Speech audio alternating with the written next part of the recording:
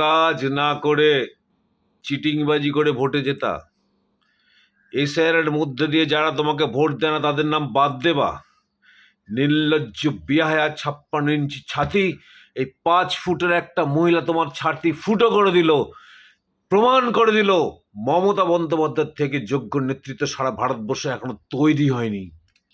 মমতা বন্দ্যোপাধ্যায়ের হুঙ্কারে তোমার চেয়ার থরথর করে কেঁপে উঠল। তুমি সারা বিশ্বকে দেখাও তুমি বিশ্বগুরু। এটা অরবিন্দ কেজরিওয়াল পেয়েছো, তার কেন্দ্রে তুমি 35,000 ভোটারের নাম বাদ দিয়েছো যারা তাকে ভোট দেয়।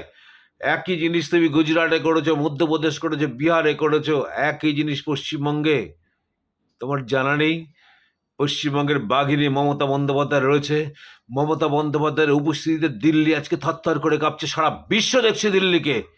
তোমার এই 56 ইঞ্চি ছাতি আর সারা বিশ্বগুরু। তুমি যে বাস্তবে বিশ্বগুরু নও, স্বঘোষিত বিশ্বগুরু, আজকে সারা বিশ্বের কাছে সেটা প্রমাণ হয়ে গেল।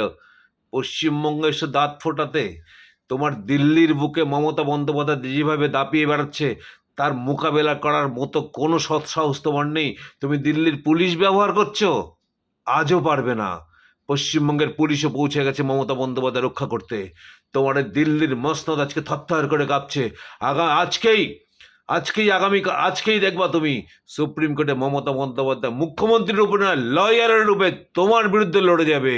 সারা মসনদ তোমার কাঁপবে, সারা দিল্লির লোক দেখবে, সারা ভারতবর্ষের লোক দেখবে, সারা বিশ্বের লোক দেখবে।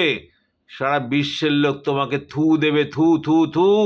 স্বঘোষিত বিশ্বগুরু তোমায় কোনো বিশ্বে গিয়ে আর মুখ দেখাতে পারবে না। পশ্চিমবঙ্গে আসো দাঁত ফোটাতে। পশ্চিমবঙ্গে মসনদে কে আছে তুমি জানো না? একটা সিটে পশ্চিমবঙ্গের মানুষ তোমাকে যে দেবে না। যতই তুমি সাম্প্রদায়িক বিভাজন দেওয়ার চেষ্টা করো হুমায়ুন কবিরকে দিয়ে এবং আব্বাস সিদ্দিকী, তোহা সিদ্দিকী এদেরকে দিয়ে, পশ্চিমবঙ্গে হিন্দু মুসলিম কেউ সাম্প্রদায়িক বিভাজন চায় না।